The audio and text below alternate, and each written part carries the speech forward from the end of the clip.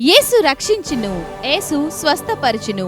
Hosanna hosanna వాగ్దాన సందేశ కూడిక నిర్వహించు తేదీ ప్రతి నెల 1వ తేదీ సాయంత్రం 7 గంటలకు.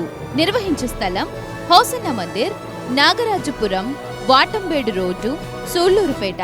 వాక్యోపదేశకులు పాస్టర్ జార్జ్ గారు, హోసన్నా మందిర్, సూళ్లూరుపేట.